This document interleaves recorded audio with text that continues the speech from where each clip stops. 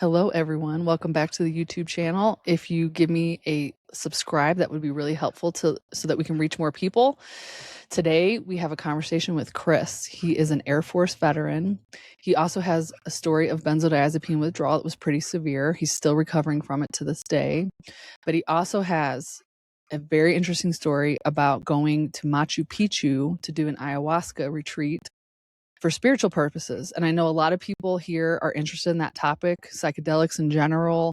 Some people that I have worked with are coming off meds so that they can try these experiences. And you'll see that we have an interesting point of view if you listen all the way to the whole story. But I wanted to bring you Chris's story mostly because he is a very spiritual person. And I, for one, am the same. And so I hope this conversation brings you a little spirituality and kind of like the meaning of the experience, because it's really important to me that we make meaning out of such hard suffering. And Chris is one person that has done that, I think, and continues to. So Chris, welcome to the channel. Thank you, Angie. Thank you. Thank you. All right. So first question I just about ask everybody is, what led you to benzos in the first place? Yeah, for sure. I'm going to be very candid and answer it and how I got to benzos. I know a lot of people were led to benzos in a way that was probably not like under their own full volition or whatever. For myself, I knew what I was getting into. I wouldn't say I knew what I was getting into as far as the damage that would be the result of it, but I knew I was getting into. And the way I got into benzos was uh, for pretty much the large part of my 20s, I was doing a lot of upper drugs. I used to be a drug addict, used to be an alcoholic. I was doing a lot of cocaine. I was doing a lot of MDMA. And I didn't know it at the time, but in addition to doing cocaine, MDMA, drugs that keep you up, I was also, like I said, alcoholic. So I was damaging the GABA receptors in my brain the whole time. And I just was having a lot of problems with sleeping. I was having a lot of problems with anxiety attacks. And I had heard that, if you took Xanax, it would help you sleep. If you took Valium, it would help you for the come down. And it was something like for a long time when I was doing drugs, I was just never interested in it because, like I said, I was more of an upper or party type of person. But around 2017, my panic attacks started getting really, really bad, and I was not sleeping. So this was before like fentanyl and stuff was everywhere. So I wasn't really too concerned about fentanyl. And I met a friend who had a Xanax. He offered me a bar, and I took it after we had been partying for a night, and knocked me out completely. Like, got rid of all my come down symptoms, and I was like, "Oh, okay." Like, at that time, I was kind of like a ghetto pharmacist. You know what I'm saying? I was mixing Yeah. like, oh, I'll take this to get me up. I'll take this. Experimenting. Yeah, exactly. So I found out that Xanax was something that could help me sleep, and I never was pursuing Xanax or Valium or anything to get any recreational. It was mainly just to sleep and help me come down from drugs that I was using that were keeping me awake. So that's how I got into it. Like, but when I first started doing it, it was just like once here off there, maybe like once a month, once every 2 months, just when I was having a really bad come down. And then I kind of get into this, but going into Peru, when I went to Peru, that was when I started having access to prescription benzodiazepine. Goes over the counter, right? Yeah, Yeah. I mean, you do drugs, you kind of figure out kind of how you can get around the system and just like Mm-hmm. things that you can get away with. And Yeah. when I was in Peru, I was there for a study abroad scholarship, and I knew that if I went into some pharmaceutical or into some pharmacy and I spoke and broke with Spanish and said, "Hey, I'm having bad anxiety attacks or something like that. Can I just get like 10 pills or something like that? I'm a veteran." They're probably going to give it to me. You know what I mean? So I went, and that's how I was able to get it for the prescription for the first time. Totally. And I want to bring some gentleness to this, Chris, because I also have an addiction history. And I also support a lot of people with addiction histories. And I don't like the stigma associated with that. And almost, especially in our community, it's almost like, well, if you were an addict or you were abusing them, then you deserve it. There's some kind of like this guilt and shame that comes with it. So the way I see it, especially now that I've been through all this, is that people do what works for them. And there's usually like a trauma reason. We're not just doing it to kill ourselves, like usually not. Exactly. So can you Mhm. shed a little light on that? Like with your addiction history, especially all you've been through and you look back, why do you think you were doing what you were doing in your 20s? Yeah, we're all addicted to something. Without going too far on a tangent, I did a project once where I fasted from food for 20 days, and it completely changed how I look at food. And just, I'm of the mindset that anything that we consume that alters our mindset is a drug. So you could even say food is a drug, because if you're hangry one moment and then you eat the next and you go to peaceful, is that not like what Xanax does? Just a different chemical process to get to the same point. So I think we're all addicted to something. I think society has just found a way to leverage other addictions over the other to make others more packageable and easier to process as opposed to certain addictions. But I think because we're all addicted to something, we all have a hole in our heart from rejection at a young age. And as we get older, we don't realize that response to rejection starts to become our personality and starts to become performance. And because the universe abhors a vacuum, that vacuum in our heart, whether it be from not getting it from our parents or just validation in a healthy way through society, we start looking at, hey, how can I plug this hole? For me, I'm somebody who's always gone from like one end of the spectrum to the other end of the spectrum in terms of being extremely disciplined or like way off in the deep end. And for the first 21 years of my life, I never drank. When I started drinking and partying, like my family couldn't believe it, because to this day, I've never had a soda. I live a pretty disciplined lifestyle still. Yeah. And that's how like so far off in terms of discipline I was. So when I started drinking, um, I felt like I had opened a part of myself, like, oh man, like I'm socializing with people. I can fully be who I am, and I don't feel like people are judging me. And I talked about this in the documentary. I didn't realize it in the process that I thought I was becoming the version of myself that I always wanted to become through drugs and alcohol. But really, I was destroying the person I had been for like the past 23, 24 years leading up to the addiction and alcohol and everything. But in general, I would say my story is a little bit different because I had a good life. Like I wasn't, you know what I'm saying? Compared to other people who go off in the deep end as far as drugs and alcohol, I had a good life. When I first started drinking alcohol, I was at the Air Force Academy. I was excelling in terms of my military career. But on a spiritual level, there was something that was very big in my heart, and I didn't realize that alcohol was the Pandora's box that opened up everything that I had been holding back up until that point. And then alcohol, was the gateway for other drugs. Yeah, I can go a whole nother story about that. Yeah. Well, thank you for answering that, because I have a big heart for this addiction story, and I don't agree with a lot of the morality punishing feelings. So thank you for talking about that. Okay, Yeah, so if I yeah, go could ahead. just add something, I feel the Yeah. same way. I'm somebody who is very big on ruthless, like personal accountability, but I've learned to have to watch who I use that word addiction around, because people flip it in certain ways. Stop me if I'm not able No, to bring please about keep going. names, Yeah. but I saw Candace Owens talking about Jordan Peterson once, and yeah, I'm not political or anything like that. I just respect what Candace Owens has done in terms of educating herself on certain things. And I'm the type of person, hey, if it makes sense, it makes sense. If it doesn't, it doesn't. And I've seen her put forth a lot of information that just from a objective standpoint, it makes sense. And it was hard for me to wrap my mind around the fact that the way she approached Jordan Peterson, she was like, oh, he was an addict, he had it coming, you know what I mean? And it's like, nah, Ugh, yeah. So I'm better, with using the word addiction. And yeah, so I just wanted to add that part. I'm right there with you when it comes to addiction and just how people form opinions about what we've been through without having proper education. exactly. Thank you for saying that, Chris. Yeah. Okay, so now it comes to your wake up moment. Something usually scares people, or there's a dead end, or there's a red pill moment where people are like, I'm in trouble. I need to get off benzos. So take us Mhm. through like what led you to come off. So I stopped in June. No, no, no. November 2019 was when I had my last drink of alcohol, and I quit everything. I said, I'm done with all of it. Hookah, alcohol, everything. I remember my friend came over. We were supposed to smoke hookah, and it was already in the trash can by the time he got there. He was like, dude, what's up? I'm like, I'm done with everything. So, uh, but even before that point, I had stopped using benzodiazepines consistently. I had probably not used the benzo in like 2 or 3 months before that point. Hmm. But I noticed when I stopped drinking, typically if I had stopped drinking in the past, like almost immediately I started seeing cognitive improvement or anything like something like that. But this wasn't the case. Like it seemed like probably the first month, 2 months, things were drastically getting worse. And I was still functional, so I just chalked it up. I was like, man, I did a lot of drugs, I did a lot of alcohol. Maybe I'm just going through some deep healing, and this is the furthest I've got before, and I never realized it. So I would say probably 4 or 5 months had passed by, and then a job I was working in, I had to be very sharp-minded. I had to be locked in, and I wasn't sleeping. And I had remembered, hey, last time I couldn't sleep, I was able to take Xanax. I'll just take an emergency dose of Xanax or Valium. I know myself that I can manage doing benzodiazepines and not look at it from a recreational standpoint.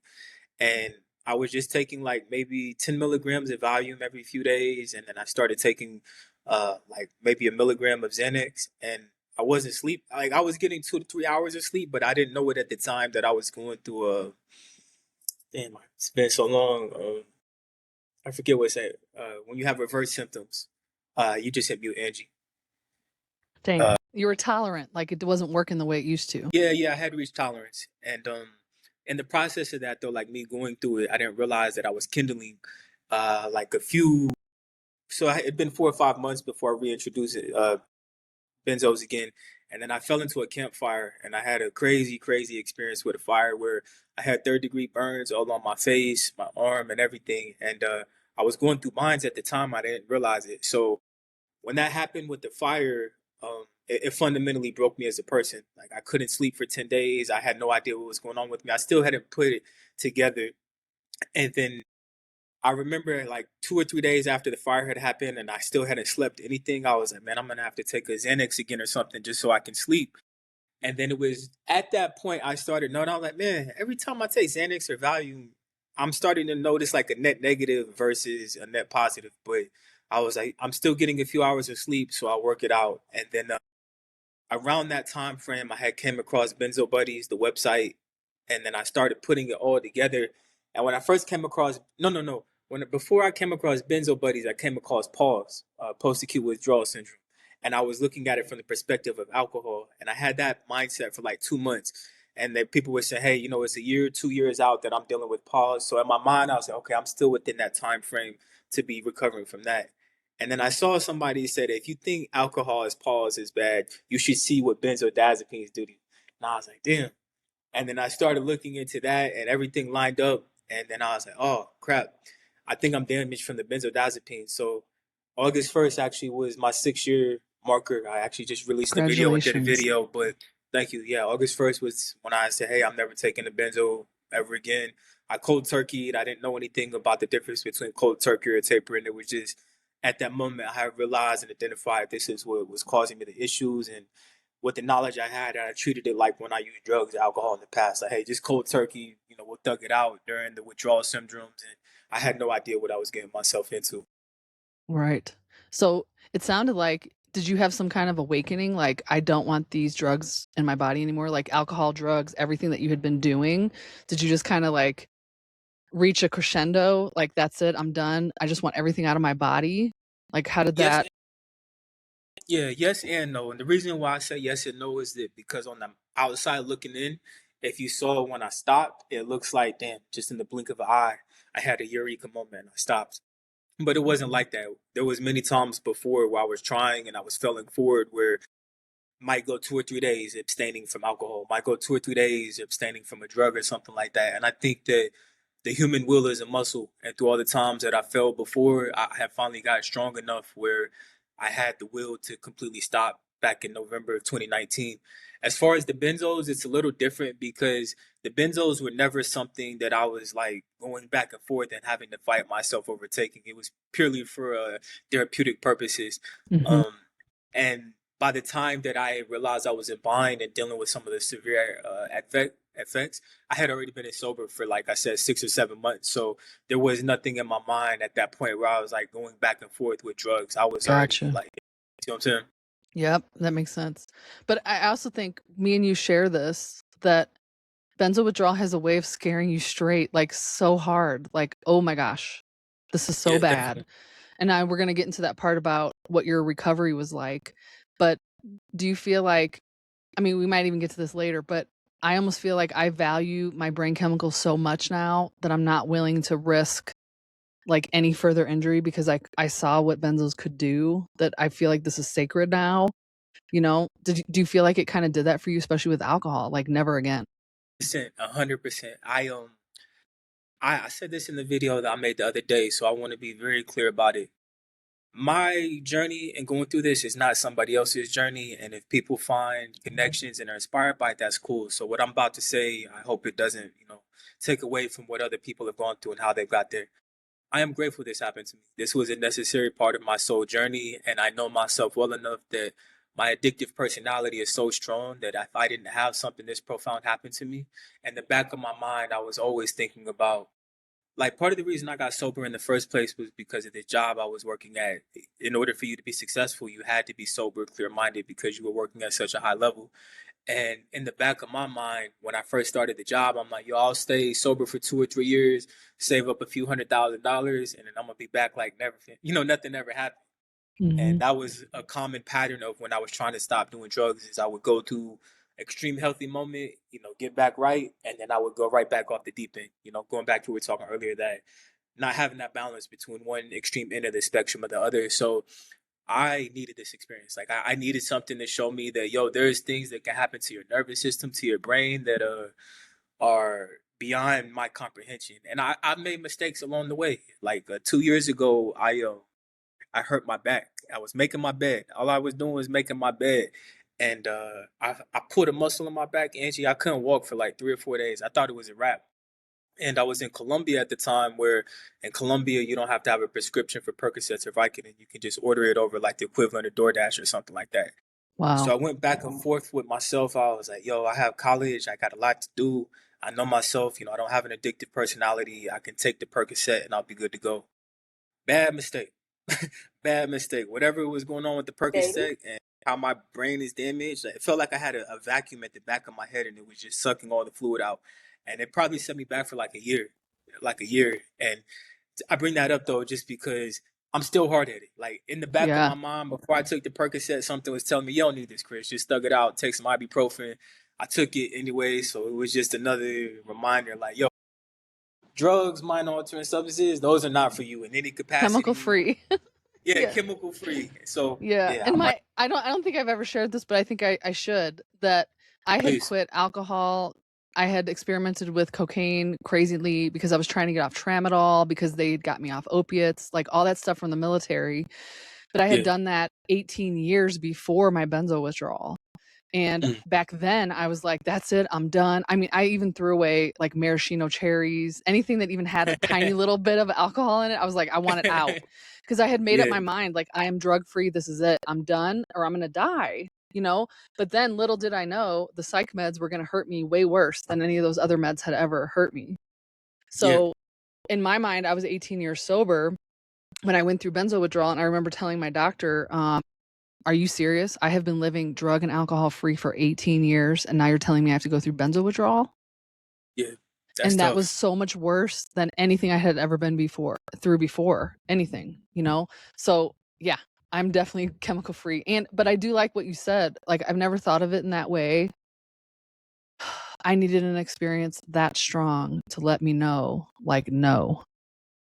And I think I would agree with you. Like, I don't mess with psychedelics, nothing. I have caffeine, that's it. That's it. And Yeah. I'm still scared of caffeine. I would say my spiritual view, if that is a Mhm. way to phrase Please it, share is it. that Yeah. mathematics is the foundational language of the universe. Men lie, women lie, numbers don't. And a person cannot cheat, or how can I say it? For every action, there's equal and opposite reaction, Yes, right? I agree And with you. there, whatever like our damage is, whatever our lesson to learn in life is, will be appropriate to the degree that it needs to be to make that impression on our soul, so that we truly get that lesson. Wow. I also So believe the depth of suffering we have experienced is an exact opposite of the depth of joy and healing we can also experience if we stick it out. that part. That part. Yeah, I remind myself that every day. Like, yo, if this is how bad it is, just think about what the other side looks like. It is. Okay. God, I love talking to you. It just fills me up. I love it. Okay. So let's keep Dang. going to I'm trying not to go down rabbit holes because we're gonna save that for Are you part good? two. Part two. Mhm. Okay. So let's continue with the recovery journey. Now, I know that you had a severe benzo withdrawal like I did. So let's talk a little bit about the suffering, how bad it was, but also like how did you endure it? And please bring in anything soul level or spiritual that helped you. Yeah. Um. this experience broke me. I mean, you've done drugs before, like I've done cocaine. I've OD'd on drugs before and truly been at the threshold, so to speak. And even coming after that, like I never had moments after that. You know, like while you feel like you're dying, it's like, God, if you give me another chance, I'll never do it again. And then like a week later, your You do it again. serotonin's back. And it's like, all right, hey, can we come back to the dealing table? Where this experience, it broke me. It truly did break me. And I remember after the fire, a few days of just not sleeping and everything that I was going through, I went to where the fire had happened at, and I was just like, God, if this is what my life is supposed to be, you can take me right now because it's quality of life. Like I can't deal with this. And I just heard a voice in my head was like, yo, I just wanted you to know that you could be broken. I just wanted to see if you would take the knee and to submit. And I since then, like that's how I look at my life is submission to the creator.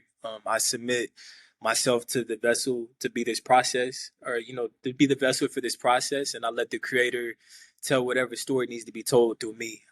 As far as the healing and just what it was like, I am somebody who's been gifted with words, and that's something that I've struggled with through this experience is putting into words what we go through because I don't feel like there's really words to explain what we've been through. You know, you say stuff like, oh, a woman who's had a child or a heroin addict, and they'll tell you that having a child or going withdrawing through heroin is a walk in the park. And people hear you talking like that and they think it's hyperbole. Hyperbole, is that the right word? Yeah, you And said it. Yeah. yeah, hyperbole. And I've learned that really all I could do is just use my life as a testament to what I've gone through, and just like if I'm operating at this level impaired, I want to show people what I'm capable of. Like once I'm fully healed. So that I think to answer your question in terms of healing, that's what I've used for my healing process. Is that I'm a very competitive person, and I feel like the pharmaceutical industry got over on me, and I hate when I feel like people got over on me. So the best way I can get back at somebody who got over me is keep on living. Like, yeah, bro, you ain't gonna hold me down. You know what I'm saying? Even if I'm dragging, and I think sometimes to my detriment that because I'm still so active and I'm still doing so much, is nowhere near a reflection of like what I feel like inside or what I'm going through. And like I said, I feel like that's been a detriment because people will see you like, oh, you're here, you're doing this, you're doing that, and I'm like, yeah, but you have no idea what I've been through. And because I've been through this long enough, I know how to quote unquote ration myself off. So it's like, okay, I can do this, I'll go hard on this, but I'm not gonna do anything else for the weekend. Inside, I'm gonna be relaxing, you know what I mean? As far as Like, how bad was it? Like, suffering wise, if you could yeah. articulate that. Sorry, my mind It's is bouncing okay. around. It's okay. It was miserable. I mean, I had to go to Brazil for the first 3 years and just pretty much be a vegetable. All I did for the first 2 or 3 years was just wake up, exist, and I would find many tasks throughout the day. Like, hey, if I meditated for 15 minutes today, that's a victory. I don't have to do anything else today because that was the one thing I could dedicate myself to. I think the thing that was hard for me is that when this first started, like Vines first started, it was mainly physical, biological symptoms for me. And I didn't have like a lot of depression or anything like that. So what I did to help out a lot was I was running. I had so much glutamate and so much adrenaline, I couldn't sleep. So I think something I've done throughout this process is just work with whatever I'm going through. So if it's like something that's been really, really physical, then I'm like, all right, I'm gonna master my mind. If there's been parts where it's been hard on my mind, it's like, okay, I'm gonna go out and do the physical part. So yeah, the suffering in the first 3, 4 years was like beyond words. I mean, I don't even know what to say. Did you I think experience like terror, nerve pain, burning? Like, what would you say like your top 3 symptoms probably were? I would say top 3 symptoms. Just the physical part. Like I woke up the way I describe it to people, I was like, hey, imagine the worst come down you've ever had. Imagine the worst hangover you've ever had, and everything that comes with the come down and the hangover lasting every day for 3 years nonstop. Like no relief, no windows or anything like that. That's how my situation was. And I think something that was hard about it was I'm a talker. I communicate what I'm thinking, what I'm feeling, and naturally nobody wants to hear it for 2 years straight. I feel like shit. So you just gotta sit Nobody. back and keep it to yourself and just be like, yo, how you feeling Nobody. today? I'm chilling, I'm going I'm through it. But okay. I look inside, fine. Yeah. yeah. And then, you get to a point where you just sleep in bed all day, you keep to yourself, and then people get mad at you because it's like, yo, you never want to come out when we invite you. You don't want to be social anymore. And it's like, well, not only do I feel like shit, I'm tired of explaining myself. Yeah, exactly. So yeah. So let's talk about turning the corner. At some point, you start getting not windows. Maybe you felt less ill, but I just want to. I think you're being humble because when I watched the documentary that you made, and y'all will talk about that in a minute here, but he did make a documentary and he sent me the link and I got to watch it. And just as a benzo sufferer and someone who coaches people in withdrawal, I could see the suffering in your eyes. Like I could see the struggle that you were still in during the filming of that. When was that filmed, by the way? When did you go to Machu? 2024. Yeah, 20, that so was that filmed. was 2 years ago. So you were about 4 years off. Yeah, 4 years off, March 2024. Yeah. So Yeah, that was how would go ahead? no. Go ahead. Go ahead. Oh, I was just gonna say. So I assume you were just starting to turn the corner, but I even looked up how long is the hike up Machu Picchu, and it said there was a couple different routes, and I thought to Yeah. myself, man, I don't think I could have hiked that far up. And I saw you struggling on that hike during the film, but I hmm assume you probably were starting to turn a corner enough that you were like, let me attempt this. And you didn't hmm even know if you could do it or not. So like talk us through like how did you turn that corner where you felt like, okay, I'm gonna live. Like this is livable.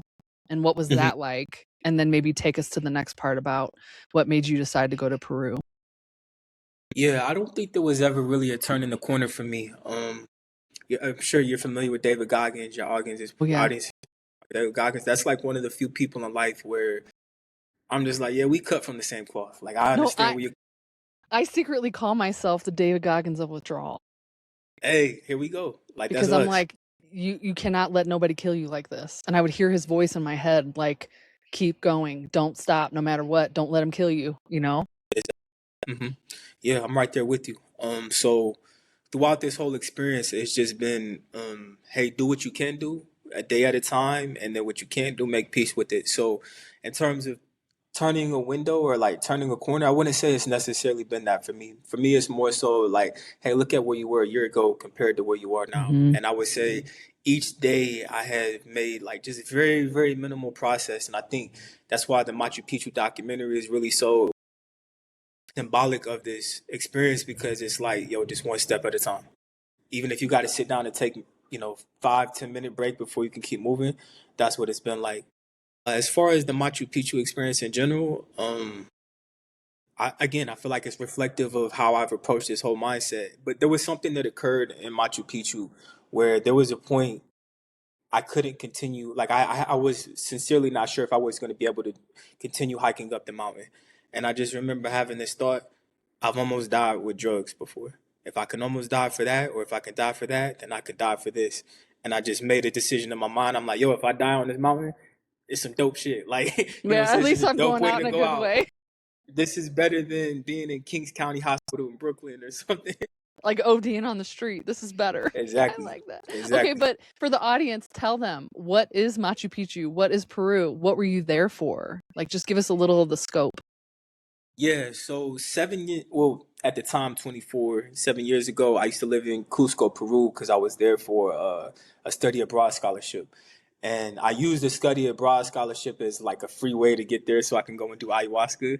Mm-hmm. And I wanted to do, I've always been somebody like, yo, if I'm going to do something or be a part of something, I'm going to go to the source and try to get Yeah. as close to the source of it as possible. So when I was doing ayahuasca the first time, I wanted to be in South America, Peru or something like that. And I felt like Peru was just calling me, so everything lined up. And then I was there for what, like 3 months, and I was, oh, I'll go to Machu Picchu next weekend. I'll go to Machu Picchu next weekend, and to make the audience laugh, Peru has some fire cocaine. Like I was getting cheap cocaine every weekend, so there was not like a lot of incentive to deviate from the party life. And then by the end of my experience for the study abroad, I realized like, damn, I never went to Machu Picchu, been partying the whole time. So I made a promise to myself that I was always going to come back to Machu Picchu at one point. I didn't have like an idea of when or anything like that. And then for this specific documentary, I actually was working on a documentary before, and the person like blacked out on me, or not blacked out, but they ghosted me, and the whole documentary fell apart. So in my mind, I had been thinking about doing a documentary for a while, and then I had a tradition. Since I was 30, I had spent every birthday outside of the United States, and I was like, okay, well, where can I spend my 35th birthday? And I haven't I was just thinking about like, oh, this would be cool. I can do my 35th birthday on Machu Picchu. I can make the documentary around me going back and keeping my word, and that's how everything all came together. So it was my birthday. I wanted to film a documentary. The part that I want to add though about you saying going up how high, I had no idea what I was getting myself into either. You So didn't there's look it up. Machu, It was so well, high. there's Machu Picchu, which I figure like Yeah. everybody's familiar with, and then there's the Uh-huh. part behind it called Huayna Picchu. Ah, And I okay. didn't know anything about that. You have to buy a separate ticket for anything like that. And I mean, you know how it is with cog fog. You just start saying yes to stuff, and you get caught Yeah. up in the moment. And when me and my director were planning it out, he was like, "Hey, you want to do Guana Picchu?" I was like, "Yeah, sure, whatever." He was, "I think it'll be good for the documentary." And then once I saw it and everything we had been through, I was like, "Ah, shit, I might, I might again I'm going gonna back." snip a point in here so people can see actually what you did in Benzo Withdrawal at Yeah, 4 years off. It's yeah, no, it's it impressive. was. I again going back to David Goggins, because I'm just at the mindset now is like, hey, if I'm not dying, I'll keep trying. If my body hasn't shut down on me, then I'll keep moving forward. So that's literally what happened that day, and I was legitimately concerned that I wasn't going to be able to finish, Yeah. climbing up that point, because at that point in my healing process, my physical limit was probably like 3 to 4 miles a day of walking before I started having issues. And before I had even got to the part where I had to climb high, I had already did 6 miles of just walking through the lower part of Machu Picchu. So that day I ended up walking 13 or 14 miles in total. And yeah, it was crazy. And It his was, body was shutting down literally in the film, like shutting down, like nervous no, system it shut down. overload. It completely shut down. It completely shut down, like beyond voluntary control or anything like that. Like I just had to lay there halfway conscious and just I think taking some Pedialyte, laying down for like 3 or 4 hours, and some ibuprofen was the only thing that like was able to help me get up and get going. Amazing. So what do you think the was there any spiritual significance to you climbing that? Or was it just like a Oh goal? yeah, definitely. So back in 2019, actually, in Colorado, Mount Evans, if you're familiar with Mount I Evans, know exactly I where was it still, is. Yeah. yeah, I was still drinking, partying at the time, and I've always been somebody who lines things up in terms of synchronicity and timelines. And I was with my friend, and we said, "Hey, let's go do this Mount Evans hike on the fall equinox because we want to, start a new cycle." And the night before, we did everything that you should not do: Oh smoking, boy. drinking, partying, and everything like that. And we thought it was just gonna be like a quick 30-minute hike. And the only thing we brought with us was like 500 milliliter water bottles. What? And we had no idea what we were getting into. We had Oh no my idea god. what we It's were. a 14er, y'all. It's 14,000 feet above the sea level. And once you get to a certain point, the oxygen is so thin, there's no trees that can live. Yeah, I promise you, I'm gonna bring this back to Machu Picchu. It's okay. So me and my homie had no idea what we're getting into. We had been hiking for like 30 or 40 minutes, and he was in the military. He was in the army actually at Fort Carson at the time, and a few people of his squadron with them. And they're like, "Hey, we're gonna head back. We only wanted to hike up like 30 or 40 minutes." And me and him were like, "Hey, we came this far. Let's keep going." So we're like another 20, 30 minutes, just fall summit after fall summit. And we're like, "God damn, we don't got no water, anything." Like hungover. And then we had been hiking for like maybe 2 hours at this point, and then somebody crossed us, and we were like, "Yo, how much longer till we get to the summit?" And they were like, "Y'all probably got like 4 or 5 more hours." We were like, "What?" They were like, "Yeah, this is a 14er. It's Mount Evans." I was like, "Man, we're about to head back." They were like, "No, where you were at is better to go up than it would be to head back because it'll take you longer to head back than it would be just to summit and go down the other side." So we almost died for real, like I hands believe you. swollen, fluid in our, like I said, we In your did lungs, everything we were coughing. supposed to. Yeah. Yeah, exactly. And by the grace of Whew. God, we had every time we felt like we couldn't go any further, we had somebody who would come and just offer us like an electrolyte pill or Nutri-Grain bar or water. And it taught me a deep lesson. Like, yo, it felt like a divination for the next 10 years of my life. It said, yo, you will get to the top of the mountain. But trust me, you're going to get tested. And every time you get tested, there's going to be somebody who comes who's going to help you. But the thing is, you have to keep moving. You have to keep moving, putting one foot over the next. And just whenever you feel like you can't do it and your faith is going to be tried, understand that it's a ritual for your faith to be strengthened so that when I give you deeper tasks in life, you'll have this experience of faith that's been so resolute. How could you doubt after everything you've been through? And that's what Machu Picchu and my story with mountains has been, is just, yo, keep moving up the top, one foot over the next. People who make it with you, like try to show them the way along the way and just keep moving. You make me want to cry because I also think of Machu Picchu for you as like a full circle moment. Like you went there, that area, not your best self, and now you're coming back better, still under trial, but like forging your path back to yourself through that Mhm. experience, you know? But mountains also, I just climbed one the other day. I only went up to like 10,700, but when I got up there, you see the view and you think about how could you not think about your life when you're climbing a mountain? Because it's so hard and it's uphill and there's potholes and like, I got to stop and breathe. I got to stop and drink water. But it's just such a metaphor for what we have both been through in our lives and especially in withdrawal, you know? Yeah, I actually Burnout. want to talk about that. Part of the reason why chose my life is like a balance between synchronicity and thoughtful design. So, there's a lot of thoughtful things I do, and it just have been fortunate enough where it lines up. But I say that to say, I do intentionally choose a lot of things in my art, and Machu Picchu was one of those things where I felt like it was the perfect balance of something that's ancient, but also something that's undiscovered and still being kind of figured out what it was. And I felt like it was the perfect setting for what I'm going through in terms of my psychology. Like, hey, here's something that's clearly mystical. There's an architecture aspect of it where people go there because they don't understand the architecture, and look at how beautiful all this is. You know what I'm saying? It was a journey to get up here, and it was a struggle, but I felt like it really encapsulated everything that I'm going through and was going through at that point. Totally. So then let's go to the ayahuasca. This is where ayahuasca comes in. And you filmed this in the documentary part about what that was like. And then I asked you about it later because I was like, let's be careful about how we talk about this. But tell me Mhm. why you wanted to do ayahuasca in the first place, maybe what happened, what you feel comfortable sharing, and then what that experience taught you.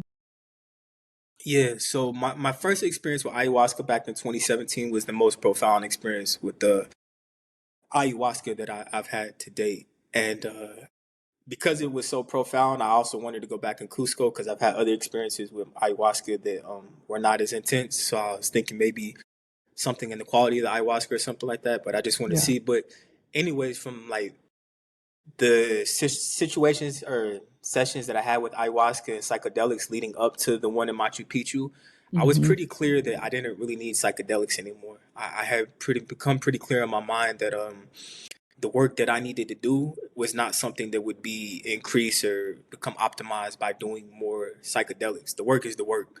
You can only look at it so many times before you actually have to put boots on ground and start hiking the metaphorical mountain. So part of the reason I went back to that place, like I said, was for the quality issue, but also just to see like kind of closing a chapter, a cycle. Like, hey, is there anything else to get from this ayahuasca experience? And when people get an opportunity to see it in the documentary, they'll notice that I really don't have a lot to say because it's not something that I feel like is. I feel like if ayahuasca is for you, it'll find you. But it's a drug, like I was saying earlier. Not and I don't think drugs are necessarily bad. I think drugs are just something that alters your mind. But going back to something we were talking about earlier, I think it was before, or sorry, memories overlap, and just I have an appreciation for the small things without needing anything to appreciate it. Right. So something that I came away from them is just, hey, I'm talking to you right now. I don't need alcohol or anything to be social with you. I appreciate the soberness and the simpleness of it. And that's something I've come away from my psychedelic experiences that yes, these are tools that can be magnifying glasses to show you what you need to work on, but the work is the work.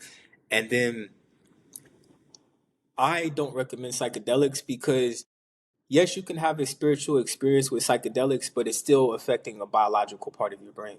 And there's biological damage in your brain where nobody really understands how damaged we are. And you're kind of playing Russian roulette where it's like, okay, this may be cool for me, this might be cool for somebody else, and then you take it and you have a bad experience. Like before, I'll just add this last thing. Before I had binds or the benzodiazepine damage, I used to take mushrooms like very frequently. I used to grow them, I used to microdose them, and never really had a bad experience with mushrooms. Where when I took mushrooms after this, I can't enjoy it because I can tell the brain damage, the part of the brain that the psilocybin is affecting, is not enjoyable.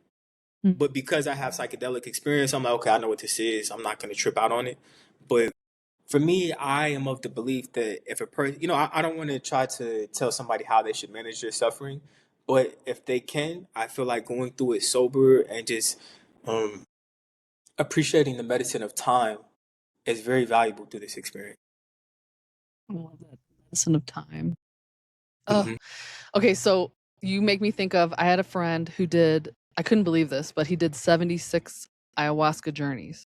And he's also a Hmm. veteran. And I asked him, what did you learn through all of that? Like, what was your takeaways? Or like, because I am fascinated by people's experiences. I always want to hear them so that I can help other people if they ask me a question or something.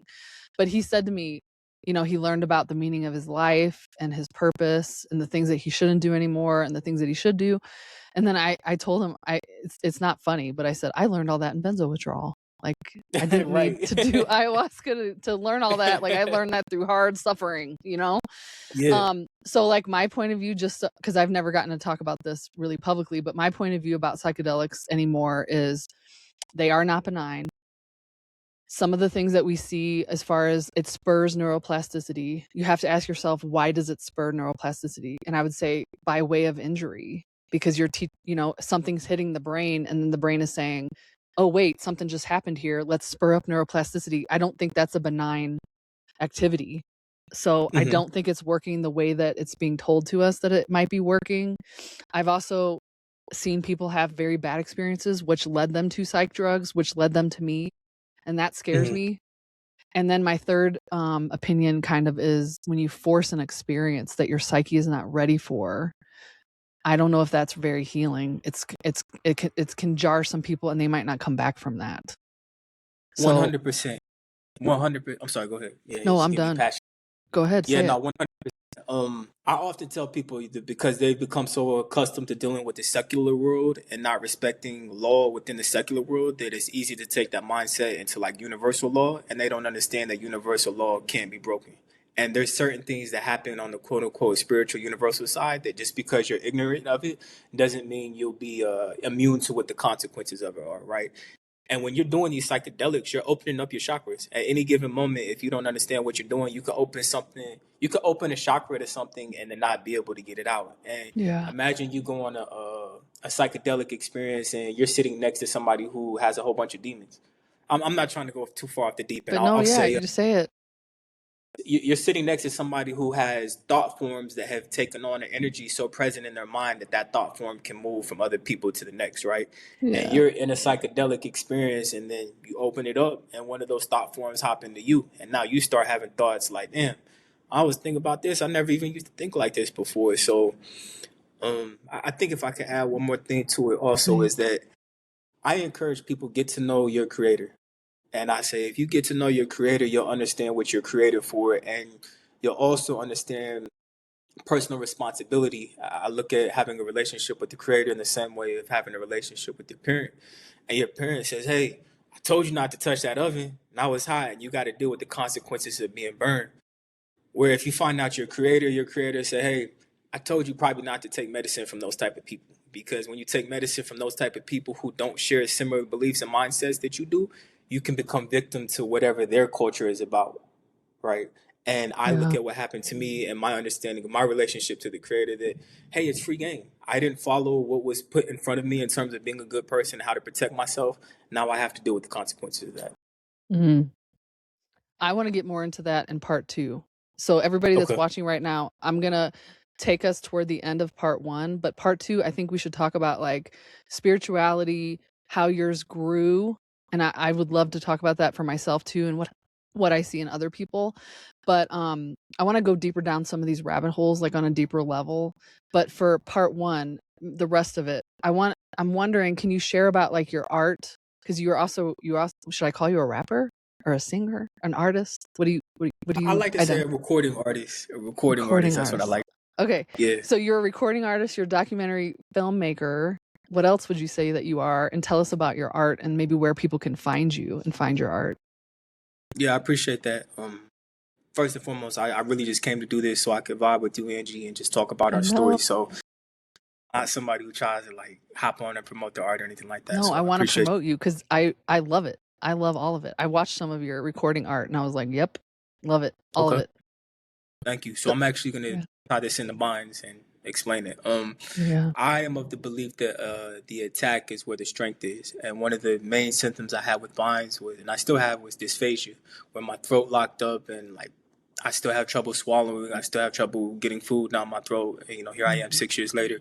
But that goes back to what I was saying earlier, as far as why I started drinking and doing drugs in general, was because my throat chakra was closed up and I didn't express myself during my childhood. My ability to express myself through childhood was more about reaction and acting to make the people around me happy, as opposed to genuine expression of myself. So when you talk about why I do art, my art is really my medicine to open up my throat chakra and express myself, because I don't think I'm good at music. I'm not trying to be fake humble about it. Oh, I think you're thank good. you. Thank you. There's other things in life that I've been able to get a lot better at in a lot quicker time. And music is the one thing that keeps me humble. And it's the one thing in my life where it's like, hey, you're not going to be good at this right off the bat. You actually have to sit down and go through the ropes and suck at it to even get somewhat decent at it. So my music and my art is a reflection of my conversation with the creator and all the things that I want the world to be. So I've seen that I can speak my reality into existence through my music. So I try to speak healing into my music. I try to speak godliness, love, and positivity. Just what I want the world to be. And yeah, that's what my art is. It's just I like to say it like this: my story is your story. Your story is my story, and that's what my art is. It's art story. It's our I story. love it. It's beautiful. Thank you. So tell us the plans for the documentary, or maybe tell people, because I saw it. It's more of a short Mhm. film, but will you explain like why you wanted to make that? What was it about, and what are your plans for that? Yeah, I'm still working out what I want to do with it. I was actually talking to Lynn. I appreciate you making that connection. So I'd like to get it in front of as many eyes as possible. I think something that I'm struggling with is that because I truly do make it from an artistic perspective, I haven't thought about things from the business perspective or anything like that. So if anybody that sees this has any business ideas, happy to chip in, and I'm happy to connect with you. But as far as what I have envisioned for it, I pray. I pray a lot, and for me, pray is affirmations. I don't believe in asking for things. I believe in affirming it, and I have affirmed to myself that this project is going to be seen by millions of people, because there's true healing in it. And if it gets seen by millions of people and I don't make a dollar from it, that's okay with me, because the creator has set me up in a way where I can make art that doesn't dictate my livelihood. So if a million people saw it and it brings them happiness and peace in it, that's what I want from it. But yeah, I'm not sure if that answered the question. I feel like I went Yeah. off on a tangent. No, it's good. So I hope you get into the world. I support that 100%. And just from a sufferer's point of view, when I saw it, because I'm in a film too, but it's my, Yeah. I'm the character. So watching someone else who was in benzo withdrawal, who had that struggle and that like earnest, pure intention, like I am doing this for healing for myself, or for redemption, or for the even just the power of it. I resonated with that greatly. Like, what can I do today that was better than I did 6 months ago? And then you get really proud of yourself, like, look what you did. And that kind of affirms for yourself, like, I am healing. It's just taking forever, but Mhm. so I just appreciate it. I resonated with it so much, just as a fellow sufferer, that I could see your suffering and your struggle and your triumph. So I hope people see it too. I really do. I appreciate that. That was actually something that I wanted to incorporate in the video and this conversation, was that it's the will of the heart. If you ever look at pictures of Jesus, I'm not trying to get into if he Oh, existed do or it. not, but you always get a picture of like Jesus with the heart chakra lit up and pointing Mm-hmm. upwards. And the Yes. way I understand that is that until a person till a person activates the intelligence in the heart, they'll never be able to get into the higher realms of thought. And the heart is pure will and pure focus of divine intellect. And for Machu Picchu and just this whole experience, there hasn't been a lot of thinking. I just biologically was damaged. I wasn't able to think. But what I was able to do was will my way into existence and will my way to the top of the mountain. So I wanted people to see in the documentary that, like, yo, even going back to the ayahuasca part, that's what I said. I said, yo, it's about the will of the heart. It always starts with the heart. And Mm, that's what I want people to see, is like, yo, this brother was jacked up, couldn't talk, everything, but his heart was there. And his heart is what kept him moving forward. So the fact that you're able to see that, no I pun see intended, it we can connect on a heart level. I appreciate that, heart to heart. totally. And it reminds me of something I tell my clients all the time. Number one, we trust the body's ability to heal itself. Number two, we trust the will of the human spirit to endure great suffering. And number three, there is a power to love. Either it's the love of their life, they want it back, love of self. Some of it is spite, like I just can't let this kill me, which is also love in reverse, kind of. But like those are the three things that we trust. It's not belief or like toxic positivity. It's these things are reality. Yeah. That Uh, power of love, that heart is what gets us through, I believe. Agreed. No, that's beautiful. I like the three Thank you. tenets right there. I think that goes back to what we're talking about. Instead of asking why this happened to us, asking how it's happened to us, and then when we are clear about how this happened to us, I think those three tenets that you just add, it makes it even easier, quote unquote, Thank you. to operate through this experience. Yeah. So now I want to ask about what has your healing process been like? And I'm speaking of this in a context of for the average person watching, often they watch my um videos kind of they binge watch them to try to see like what are how do these people heal? What happened? You know, and for you I know it's a lot of time, but can you maybe for the person that's watching that's like right in the middle of it, take them through like what was the healing process like for you? Because you're Yeah, 6 years off definitely. now. Yeah. Yeah, I want to give somebody who's watching this, everybody's healing journey is unique, and there may be patterns that you observe where if you're better than people, awesome. But if you're also not as good as where other people are, you feel like you should be, don't feel bad just because there's everybody's biology is different, and you'll get to where you need to get to. As far as my personal healing journey, it's been very incremental. I would say just go back to the mountain metaphor, just one step at a time. And it's not been something where I woke up and I'm 200 meters ahead or anything like that. It's like, no, you're going to walk every single step and you're going to get to the top by putting in actual work. And that's what my healing journey has been like, where every single day, I haven't had any huge windows where I'm like, oh man, something big happened. It's just been gradual increasement. And in the moment, it doesn't feel like it. It's not like I said earlier until I look back like a year later and it's like, oh damn, I'm actually feeling better. I'm doing better. Like my job now is highly technical, highly intellectual. I work with some of the smartest people in the world. And I was just thinking the other day, I was in a briefing and I was listening to people talk and I was keeping up. I'm like, shit, I low key feel smart. You And are then, but smart. I You're a was genius. Yes, you are. no, not even, You not in are. the room of those people. I was thinking to myself, a year ago, I wouldn't have been able to do this. I would have just sat back and pretended like I'm the quiet master who has nothing to say, but it's just Yeah. because I can't keep up with the combo. But yeah, just very gradual healing process. My mind is good. My mind is good. My spirit is good, but I still have the biological symptoms. Benzo belly, TMJ. Not completely exercise intolerant, but definitely not where I would want to be in terms of running Yeah. marathons.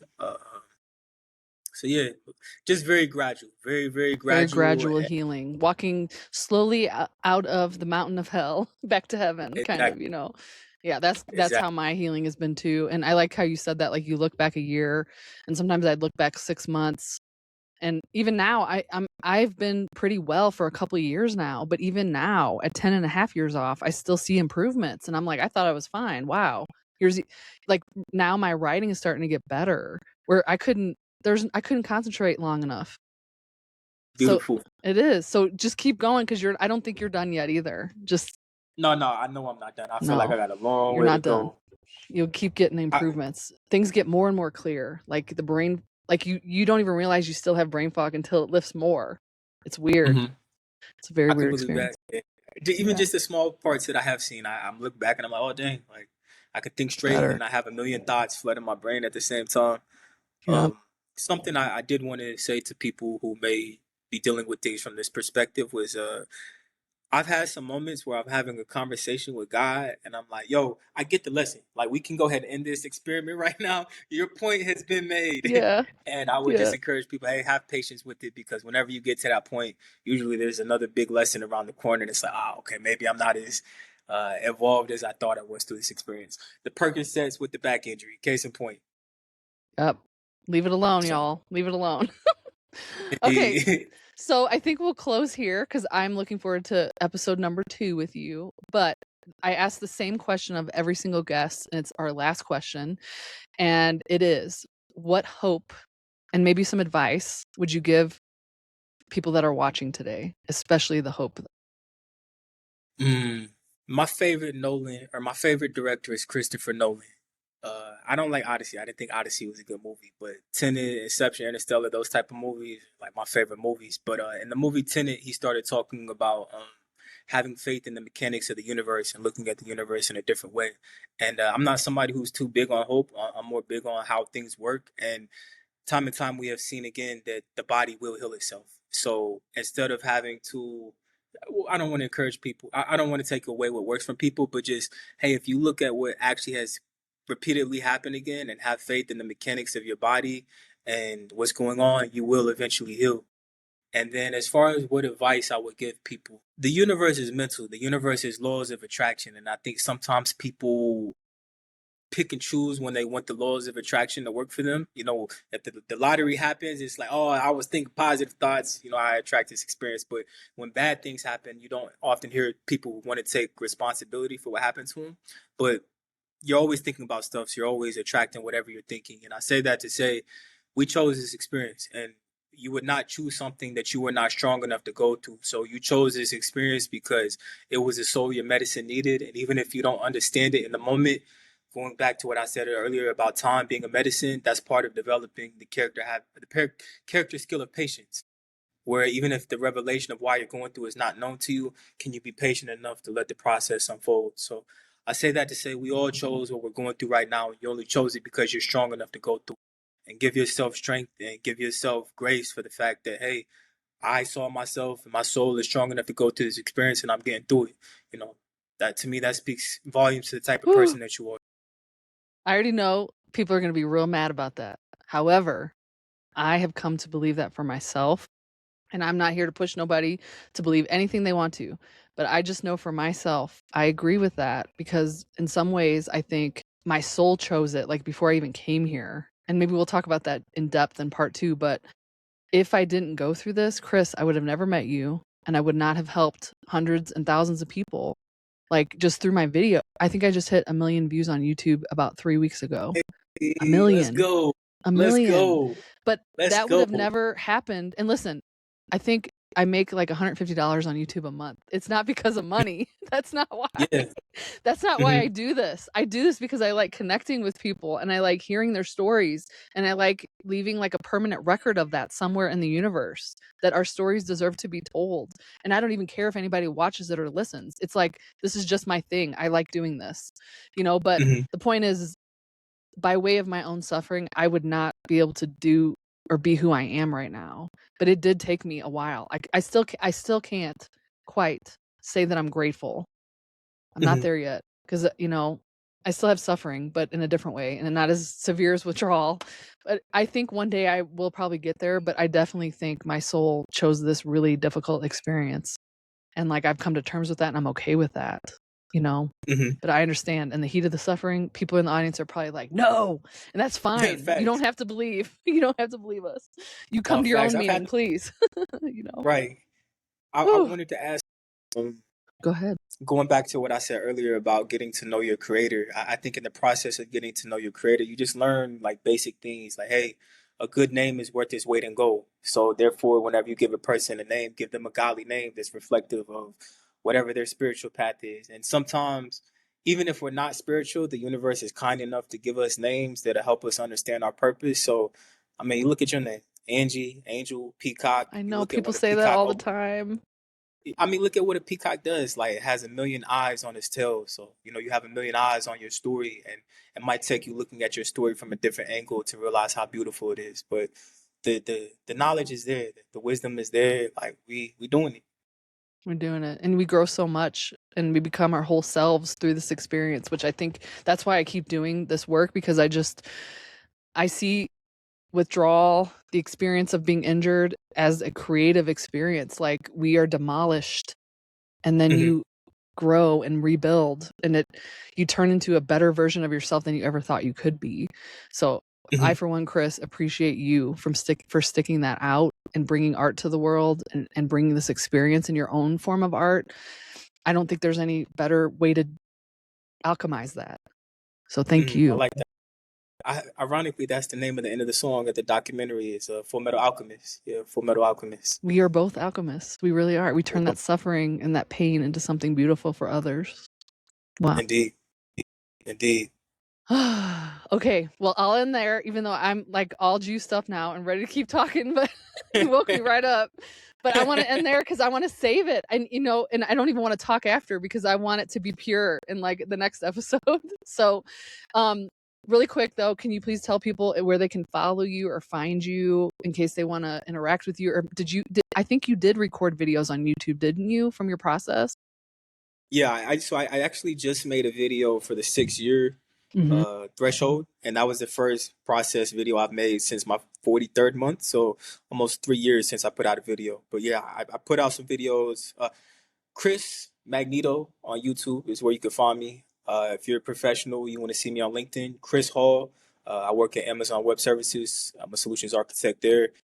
As far as my Instagram, Chris.Magneto, like the X-Men character. And then if you search Chris Magneto on the internet, I'm probably going to pop up and you'll find me. So, And I'll tag everything below and I'll stitch a video into this recording so that you can click on it and go follow over on his channel too. Chris, you're just a beautiful soul. And likewise.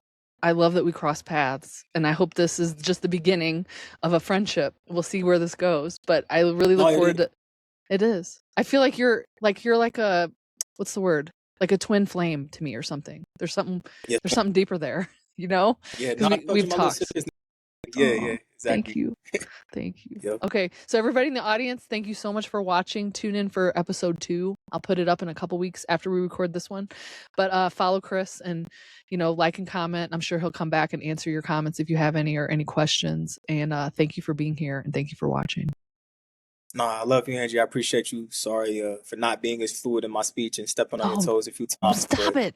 No, that was perfect. No, thank you. And I love you too. Thank you so much. All right, cool. All right, to the people, peace, love. We'll see y'all till next time, Angie. Thank you.